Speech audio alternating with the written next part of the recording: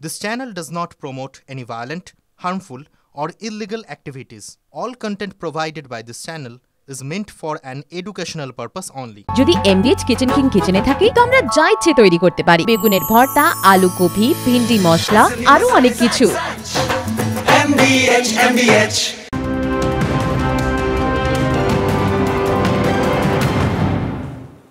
এই কদিন আগে আমরা অনেকবার দেখিয়েছিলাম যে পুরুলিয়ায় এমন এক রত্নের খোঁজ পাওয়া গিয়েছে যেটা পুরুলিয়ার মানুষের জীবনে পাল্টে দিতে পারে।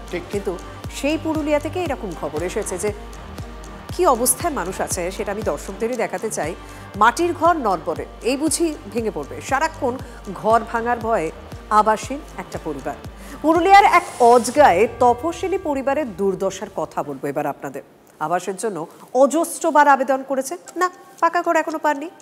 আবাস অভাব ঘোচানোর দায়িত্বটা তাহলে কার বলুন তো? মাটিতে বিরল খনিজ, মাটির মেয়ে বিশ্বমঞ্চের নাম। আবার সেই জেলেরই এক পরিবার আবাসের বাড়ি চেয়েছে না পাওয়া, শেষমেশ ক্লাস 9-এ পড়া মেয়েকে নিয়ে গ্রামের স্কুলের পাশে দিন কাটাতে বাধ্য হতে হয়। হয়েছিলাম আজ অনেকদিন থেকে ঘরটা ছিলাম, একদম পড়ে ভেটে পড়ছে। তাহলে তখন আমরা বললাম যে আমাদের একটু কোনো ব্যবস্থা করো, নাহলে জাকা নিয়ে কোনদিন মরে যাবো। তিনটা বাচ্চা নিয়ে থাকি, লোকের বাড়িতে কাজ করি, ঘর করবার ক্ষমতা আমার নেই। তাহলে সেই বলছে তাড়াতাড়ি ব্যবস্থা করলে ভালো হতো। আবাসের ঘর পায়নি তপশিলি পরিবারটি, তবে স্থানীয় প্রশাসন উত্তরাকে আপাতত স্কুলের একপাশে থাকতে দিয়েছে। এই হচ্ছে উত্তরা নামাতার বাড়ি, বর্তমানে যা ভগ্নদশায় রয়েছে। আমরা দেখতে পাচ্ছি এই যে দেওয়াল, এই দেওয়াল ফেটে ভেঙে পড়েছে। তারপরেই তিনি এই ফাটলের অবস্থা দেখে তিনি বাইরে বেরিয়ে পড়েন। বেশ কয়েকবার এই আবাস যোজনার জন্য সরকারের কাছে আবেদন করেও তিনি এখনো পর্যন্ত সেই বাড়ি পাননি। মাটির বাড়ি নড়বড়ে, যদি সত্যিই ভেঙে পড়ে। পুরুলিয়ার এই গরিব পরিবারের পরিস্থিতি দেখে বুঝতে পারছেন তো মাথার উপর পাকাপোক্ত ছাদ থাকা কতটা জরুরি। গত 15ই জুলাই পুরুলিয়াতে টামনা থানার ভান্ডারপুয়ারা গ্রামে বাড়ি ভেঙে সবর জনজাতি 3 জনের মৃত্যু হয়। এরপর 3রা আগস্ট পাশের জেলা বাঁকুড়ার পাত্রসায়রে ডাংপাড়ায় বৃষ্টিতে নড়বড়ে মাটির দেওয়াল ভেঙে পড়ে শিশুর প্রাণ যায়। 5ই সেপ্টেম্বর দক্ষিণ 24 পরগনার মন্দির বাজারে দেওয়াল ভেঙে মা ও 2 নাবালিকা মেয়ের মৃত্যুর ঘটনা ঘটে। সময় মতন পাকা বাড়িটা পেয়ে গেলে কি এই প্রাণগুলো যেত? উনি অ্যাপ্লিকেশন করেছেন, আমরা যথারীতি ব্লক প্রশাসনকে সেটা আমরা পাঠিয়েছি। ব্লক প্রশাসন এবং পঞ্চায়েতের উদ্যোগে যতটুকু উনাকে আমরা যথারীতি সাহায্য করতে পারি বাড়ি মেরামতের জন্য, তাহলে আমরা নিজেকে ধন্য মনে করি। ওনার নাম কি তালিকায় আছে? হ্যাঁ, আবাস তালিকায় উনার নাম আছে। আমরা চাই যত তাড়াতাড়ি যত শীঘ্র উনি উনার বাড়িতে ফিরে যান। উপপ্রধান বলছেন এবার হয়ে যাবে, হয় এবার নয় নেভার। তো এরা বিভিন্নভাবে মানুষকে বঞ্চিত করছে এবং তার এই উদাহরণ আরো একটা উদাহরণ, হাজার উদাহরণ আছে, তার মধ্যে আরো একটা উদাহরণ। যার সাধ্য আছে এমন অনেক ধনী ব্যক্তি, তারাও এটা গোপনে এই প্রধানমন্ত্রী আবাসের সুবিধা পেয়েছে, কিন্তু প্রকৃত গরিবরা তারা সুবিধা পায়নি। গরিব মানুষ নেতাদের কথায় ভোট দেন রুটি, কাপড় আর ঘরের জন্য। সরকার নির্বাচিত হয়, সেই সরকারের প্রকল্পে কেন বারবার দুর্নীতি আর রাজনীতির অভিযোগ ওঠে, যার জন্য এমন বহু উত্তরা প্রাণ ভয়ে দিন কাটাচ্ছেন। পুরুলিয়া থেকে তপন হালদারের রিপোর্ট, TV9 বাংলা।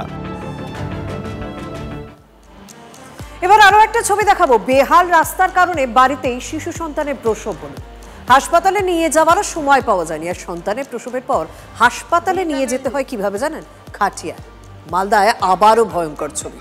হবিপুরে এবার, যেখানে মাসখানেক আগে আদিবাসী বৃদ্ধাকে খাটিয়াতে করে নিয়ে যাওয়ার ছবি আপনাদের সামনে এনেছিলাম, এখনো সেই রাস্তা যে সেই অবস্থা। অর্থাৎ আমরা দেখাচ্ছি সাধারণ মানুষ আবেদন করছেন, কিন্তু না, কাজের কাজ কিচ্ছু হচ্ছে না। জনপ্রতিনিধিদের কান পর্যন্ত, চোখ পর্যন্ত বিষয়টা পৌঁছাচ্ছেই না। এবারও গ্রামে ঢুকতে পারলো না অ্যাম্বুলেন্স, বাধ্য হয়ে তাই বাড়িতে সন্তান প্রসব করলেন, পরে খাটিয়াতে করে হাসপাতালে নিয়ে যেতে হলো। আপনারাই ভাবুন, মহিলা ডেলিভারি হয়েছে, আমাদের রাস্তার অভাবে সেই পেশেন্টটাকে আমরা খাটিয়াতে করে হসপিটাল নিয়ে যেতে চাইছি।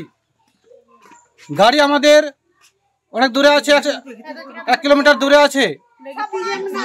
আমাদের এই পেশেন্টটাকে নিয়ে যাওয়ার জন্য আমরা খাটিয়াতে করে নিয়ে যাচ্ছি।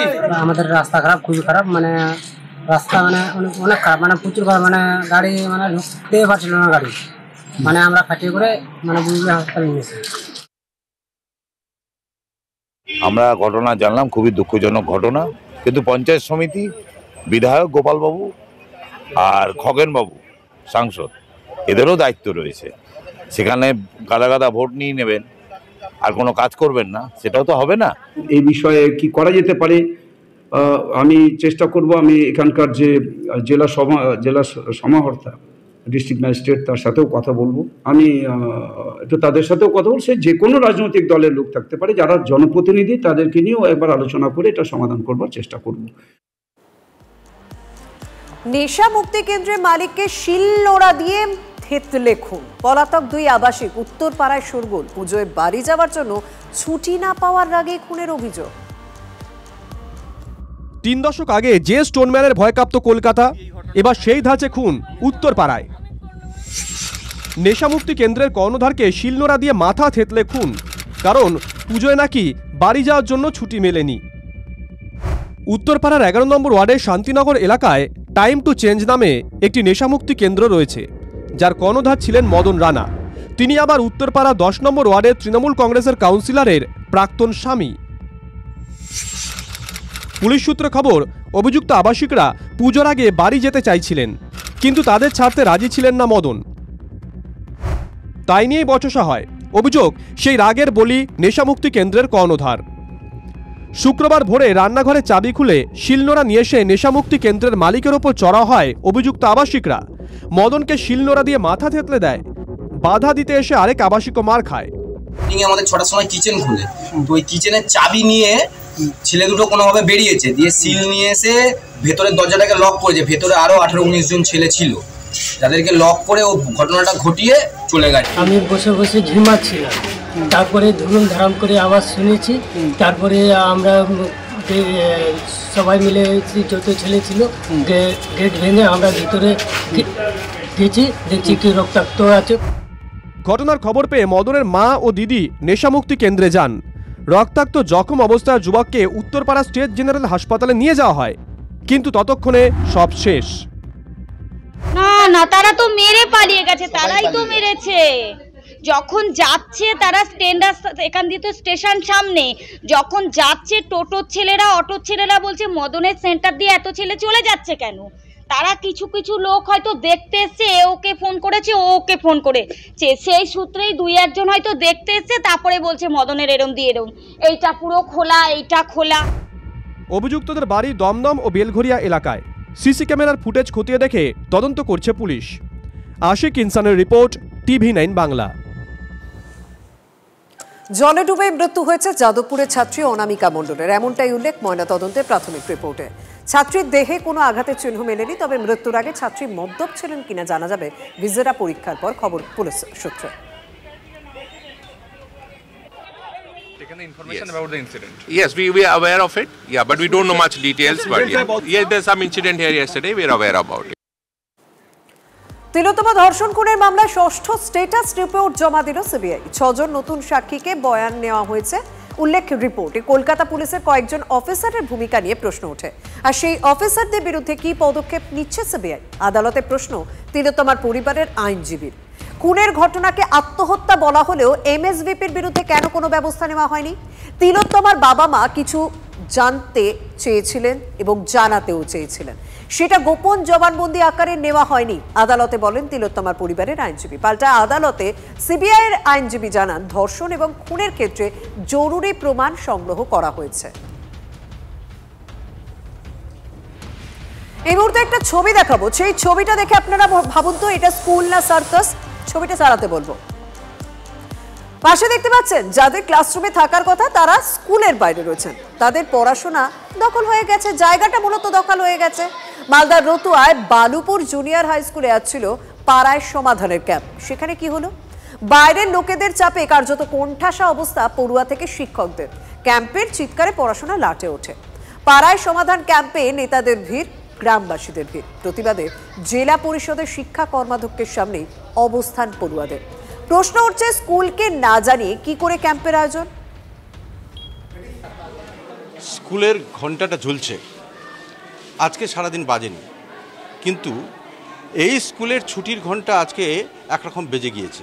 এই স্কুলে শিক্ষক শিক্ষিকারা একটা মাত্র ঘরে তারা কোনো মতে বসে রয়েছেন এবং ছাত্রছাত্রীরা সকলেই এলোমেলো বিক্ষিপ্তভাবে ঘুরে বেড়াচ্ছে, কারণ এই স্কুলে আজকে পাড়ায় সমাধান চলছে। সমাধান করতে কি এখানে তো বেশিরভাগ মেম্বাররাই এইগুলো জিনিস তো মেম্বাররাই করে, স্কুলের তো কোনো দায়িত্ব, স্কুলের কাছ থেকে রুম চেয়েছে, আমরা রুম দিয়েছি। ক্লাসরুমের ক্ষেত্রে সমস্যা হয়েছে এবং পড়ানোর ক্ষেত্রে বাইরে গন্ডগোল হচ্ছে, এটার পড়ানোর ক্ষেত্রেও একটা বিশেষ সমস্যার সম্মুখীন হতে হয়েছে। বীরভূমে পাথর খাদানে ভয়াবহ ধস, 6 শ্রমিকের মৃত্যু, গুরুতর জখম আরো 3 জন। নলহাটি থানার বাহাদুরপুর পাথর খাদানের ঘটনা। দুপুরে খাদান থেকে পাথর তোলার কাজ করছিলেন শ্রমিকরা, সেই সময় আচমকাই ধস নামে, চাপা পড়ে যান কর্মরত 9 শ্রমিক। গুরুতর জখম 3 জনের চিকিৎসা চলছে রামপুরহাট মেডিকেল কলেজ ও হাসপাতালে।